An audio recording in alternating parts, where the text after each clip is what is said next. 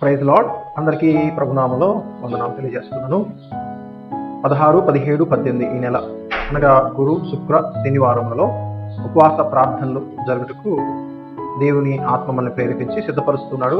కాబట్టి grace of Christ church సంఘస్థులు అందరూ కూడా ఈ ఉపవాస ప్రార్థనలో ఉత్సాహంగా పాల్గొనవలసిందిగా ప్రభు పేట కోరుతున్నారు. ఆత్మీయంగా వెనకబడిన స్థితిలో ఉన్నారా?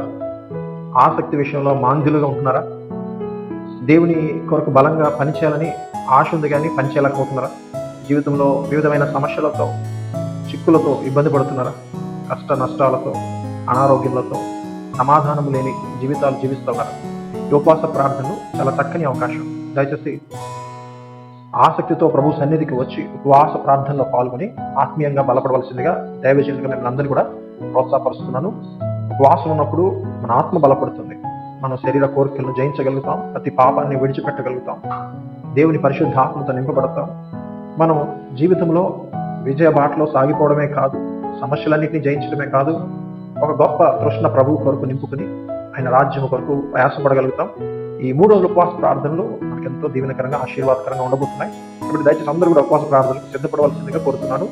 ఉదయం 11 గంటలకి, అలాగే సాయంత్రం 6:30 గంటలకి 2 ఫాస్టింగ్ ప్రేయర్ సెషన్స్ అనేవి మందిరంలో జరగబోతున్నాయి.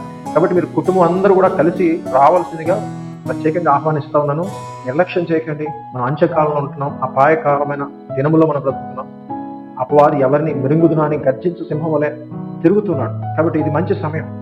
మీరు ఇప్పటికైనా ఉపవాసం ఉండి కన్నీళ్లతో ప్రభు సన్నిధిలో గడుపుదాం. ఆయనకు మొరపెట్టినప్పుడు ఆయన మనకు ఉత్తరం ఇస్తాడు. ఆయన సన్నిధిలో ఒక్క దినం గడిపితే 1000 దినముల కంటే శ్రేష్టం. మన జీవితంలో సంతోషము, సమాధానము, సమస్తము ఆయన సన్నిధిని మనం పొందుకోగలుగుతాం. ఈ 3 రోజులు ఉపవాస ప్రార్థనలు గొప్ప ఉద్యోగంగా సాగాలని ప్రార్థన చేయండి. ఉత్సాహంగా పాల్గొనండి. అనేక మందిని మందిరానికి మీరు కూడా నడిపించి వారి రక్షణలో, వారి ఆత్మీయ జీవితంలో మీరు వారి కొరకు ప్రయాసపడిన వారవండి. God bless.